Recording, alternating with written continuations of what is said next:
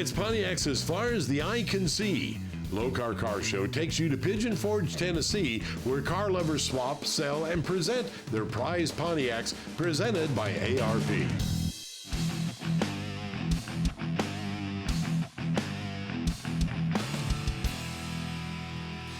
It's a 1952 Pontiac Catalina Super Deluxe. This is hers, and she lets me work on it. I like the body style. I like all the chrome on them. They ride terrific. It's a straight 8, yeah, all original, 6-volt system, hydromatic transmission. Drives like a new one. The center grille emblem, NOS. You know, we're really lucky to find one that's NOS. It's factory color. Factory original color of the car. We tried to keep it all original. It's the original color interior in it. And there again, we try to keep it all original. Came from West Memphis, Arkansas. A fella, POCI member had it, and we bought it. We started by putting a little rust preventative, you know, paint on it to keep it from rusting, and one thing led to the other, didn't it? It did. I had no idea that it would be that hard to find parts or, you know, anything for it. I thought, oh goodness, here we go again. We've restored quite a few cars, but this is our first old car. He bought a new one when he came back from service, bought a '69 Judge. And when we got married, all I heard was, I want another Judge. And we finally located one. But before we found it, we started collecting others. We have GTOs and Firebirds and Trans Ams. That's what we normally do. But we got off track on this old 52. Love it now we got it done. I won't do another. Don't want to finish. Because it's so difficult. It's a 389 tri-power, Muncie 4-speed. It's got the safety track locking differential, positive traction. It is matching numbers car from end to end. I've added the Hurst wheels to it, or my son added that to it. And it is a matching numbers 66 convertible. A friend of mine had it, and we did a little trading way back in 1988. I traded him a 70 GTO coupe for this convertible. Of course, a little cash had to change hands, but that's when I got it, 1988. Basically, it was in real good shape. It's been a 26-year project, you know, doing one thing at a time, year after year, bringing it up to, you know, a little higher level, whether it be paint, mechanics, whatever it might be. What I haven't done, me and my brother did, and then I have had quite a bit of it shipped out to get it done too. I've always been a GTO fan. I've owned about 5 or 6 of them. And this is the only one I had enough sense to keep. Sold the other ones and regretted it ever since. I just like a convertible, you know, they're just a lot of fun to drive, and especially when you get the cooler weather, a little bit rough right now in the hot summer, but in the fall, they're just a blast to drive, and I just like them. I like the way they look, especially with the top down. A convertible with the top up, to me, is not nearly as attractive as it is with the top down.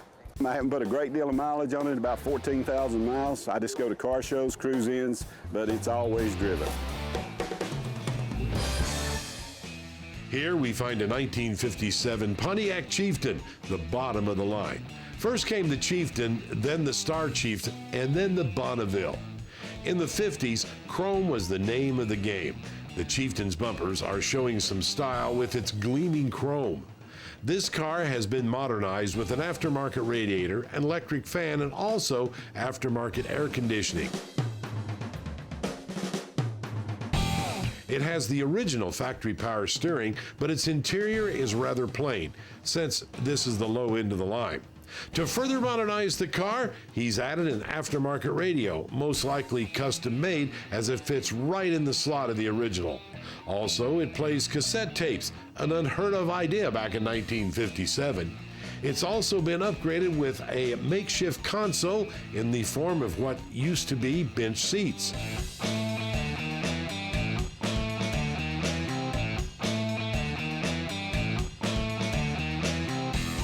Despite its upgrades, this Chieftain remains a time capsule of what came off the Pontiac line in 1957.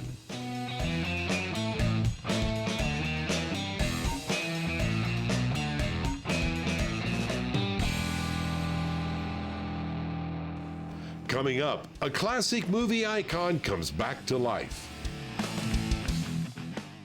The Lokar Car Show, presented by ARP, is being brought to you by Lokar, quality plain and simple, and by ARP, the world leader in fastener technology, and by Steel Rubber Products, quality crafted rubber parts and weather stripping, and by Flowmaster, the exhaust technology company, and by Stage 8, the world's best locking fastener.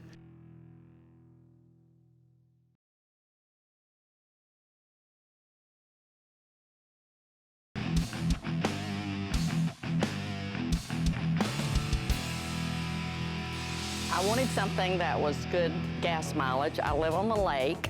I love the sun. And I looked at several little convertibles. And out of all the ones I looked at, I was happier with the features, the way it drove, the size, the room. And so it was my choice. It was a convertible. And it's easy to put the top up and down. It's very easy for me. It's a 6-cylinder. It's a 5-speed. I love driving it. The reason it's for sale is I bought it as a car to travel back and forth to the university where I taught at the time. Then I retired back in August, and I can't go on trips in it because my luggage is too big and too much. So it's not a good travel car for me as a retired person because I can't carry a lot of luggage with me. So it's just totally the trunk space that's hindering it. And how did her students react to the teacher driving a cool convertible? They were pretty impressed. They thought it was neat. Burt Reynolds, Smokey and the Bandit. It's the car in the movie. This one runs. The ones in the movie, they destroyed just about every car they had in the movie, so there was none left. And this is just, you know, iconic for the movie. The engine is a 400. It's a TA 400, which is the bigger motor. It's 220 horse from the factory. The regular 6.6 liter only had 180. So that was special to the special editions. Shaker hood. All the TAs basically from the early 70s started with the shaker hood, and eventually that was a working hood scoop back in the 70s. Now with pollution control and EPA, it's not anymore, but that's what it was, an actual air intake for the motor. Well, this one has actually Hearst T-tops, which is a smaller T-top, a tinted T-top, which was special to the special edition. The 79s and later had a bigger Fisher T-top, was a wider full hood or full roof T-top. Wheels and tires were the honeycombs, which was new for this year in '77. You know, everybody, when I bought the car, TA radials was a tire to have, so I searched them down and put them back on there because that's what I had when I bought the car.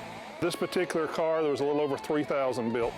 To me, it's priceless because that's the car I saw in the movie when I was in junior high. That's the car I went to get, and I've had it for almost 30 years. The history of the car, from what I understand, it was originally purchased new in Upper Darby, Pennsylvania, and I think it was built in May of 1965. And from there, it went to Michigan, and then the fellow moved down to the middle of Kentucky, and I picked it up a little over 2 years ago in the middle of Kentucky. It has 63,000 miles on it, original. It has the original engine and original transmission. It also has the original paint, and it has the original interior. The only thing I've done to the interior is put new wood trim in it.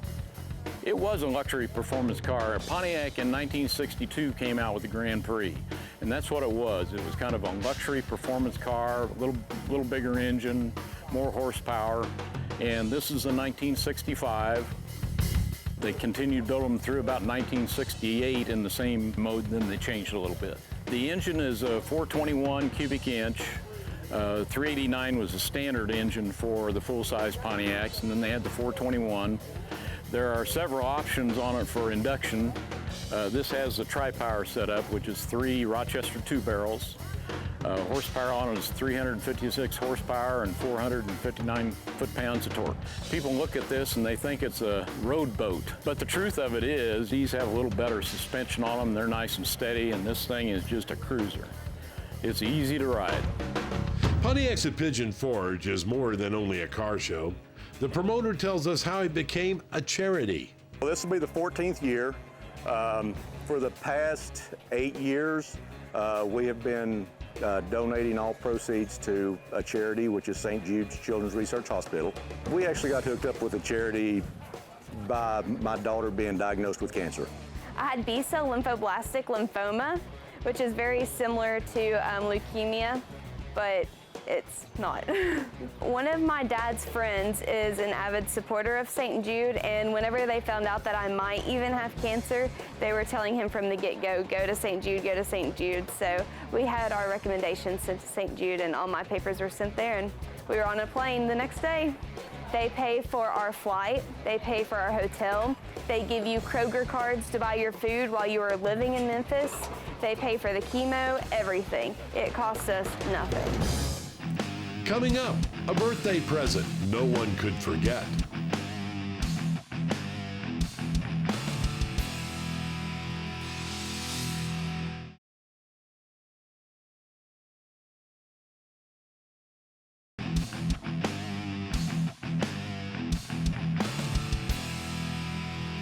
Today I'm driving a 1940 Deluxe 8 Pontiac, modified. It's the first old Pontiac I've owned, yes. Well, I'm running all new running gear, 350 crate Chevrolet motor in it, all different new transmission, rear end, all been updated. It's got about everything on it, but air and power steering, I still like that. Well, I bought it, a guy named Wayne Phillips out of Virginia. He did most of the work on it, and I'm real proud of him, and I bought it, and I've been working on it since. I don't drive it a lot. I have 3 street rods, and this one is just something I got into. First Pontiac I've built. Real proud of it, though. It had a straight 8 motor in it, and, you know, straight shift transmission, and low standard gear, and terrible brakes, and terrible everything on it, so I made it ready, good to go. We started building the car in 2004. So I can run the speed limit up and down the highway and go from coast to coast. Everything's been redone, it's mohair. All the instrumentation's new, springs, everything. Just take a look at it. Gorgeous. I have all the original running gear sitting on a pallet. So if I sell the car, everything goes with it. Well, I knew nothing about it. My husband had researched to find the best, most capable folks that could restore a GTO because he knew I wanted a GTO convertible. They went out, researched, got a car for us from Nebraska. Chad and Lee went, drove, picked it up, and 17 months later, it arrived in my driveway for my 50th birthday. Rich Lombardi come by our shop one day looking to commission the car to build it for his wife's birthday. And his wife didn't know anything about the car. That's what he knew when he come in, that he wanted a 65 convertible. It took us about 1.5 years or so to restore the car. Lee Barnes had found the car. We actually drove to Nebraska to get it. Got home with the car, and then, like I say, we started with the process. Rich had a whole list of things that he wanted done to the car. When Rich came in, he was explaining to us, you know, the motor and transmission package that he wanted. He had picked out an automatic transmission. Just so happens the car PHS's is a real GTO, real 4-speed car. It's got a full Hotchkiss suspension, front to back, 9-inch Ford rear end, full Butler motor, 468 cubic inches, overdrive transmission.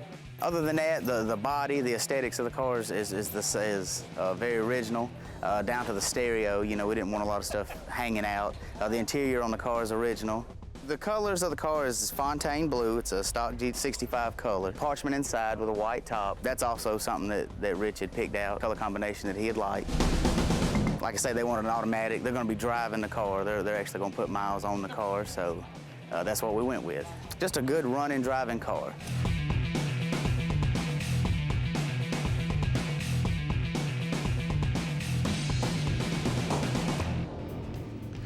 This is a 1969 Pontiac GTO Judge, owned by Larry and Donna McClure. It was purchased new right here in Tennessee and comes with the original paperwork and title.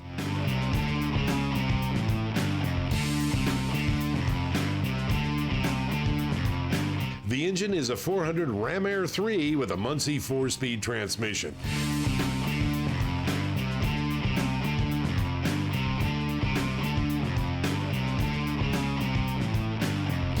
It comes in Vidoro green with a factory dark green interior.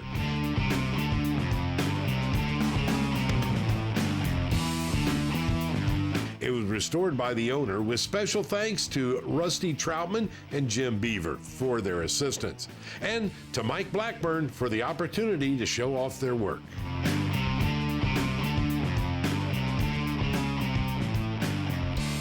Coming up, the old and new combined to make the best of both worlds.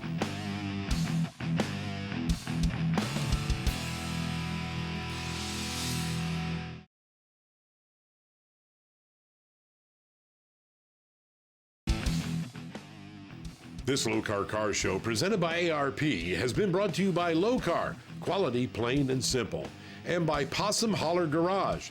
It's where the trucks are. And by R&B Vintage Auto Radio, repair and restoration of old car and truck radios. And by Original Parts Group, the world's largest source for GM A-body parts and accessories. And by Cal's Custom, proudly manufactured in the United States.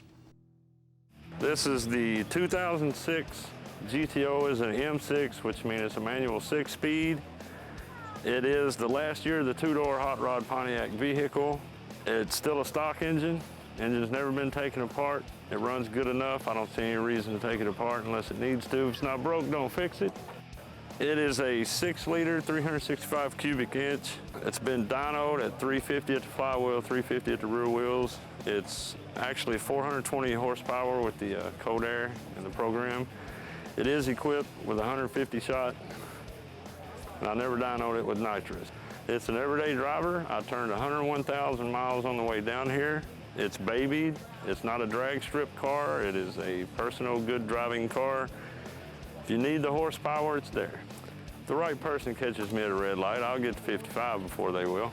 It is Impulse Blue Metallic. I love the color. It was one of 1,100 in 2006. I have a JL system with an Eclipse DVD flat screen. I have Bluetooth, rear view camera. I have a custom license plate, actually has GTO on it. It is all a JL system. I have a 1,001 amp, 2 JL W6 subwoofers, and a custom enclosure in what used to be the spare tire compartment. Have 2 300x4s running 2 component sets, one in the rear, one in the front. I pretty much love Pontiacs. I love to have a 67 convertible and paint it the same color with black interior so I can park it beside this. You have some that like the new, some that like the old, so I'd have the best of both worlds. Hey, on this week's Industry Update, we're featuring some really great products from our friends at ARP. And Sam, one of the things I've noticed right here is some unusual things that they may have that you may not think about. That's right. Now, we've shown you their wonderful engine dress-up kits with the polished stainless, the 12-point sockets. They're really, really nice, but they got some interesting things like this. Exactly. This is a Chevrolet oil pump drive shaft. This is a quality shaft. It's not going to twist. It's not going to break. And it's not going to let you down and lose a motor, especially if you're popping shifts with a big block or something. And you don't have to worry with that one. Right. And something else I found out, they've got these nice stainless steel engine mount bolts right here. Now, they're pretty, they're almost too pretty to put in there because nobody's going to see them except you'll know they're there. Yeah, and you'll see them on some of the like highboy roaches and stuff. Really finishes it off. And to finish off the top of your LS motor, they have the nice set of stainless steel, polished, valve cover hold down bolts really add a lot of class to your engine. And again, for your LS motor, you got the balancer up front. You want to put a quality bolt in there. ARP has it. Here's your bolt, plus they even got the lube to go with it. So they've got you covered. Anything you want to do to your motor to make it better and look good, check them out on their website.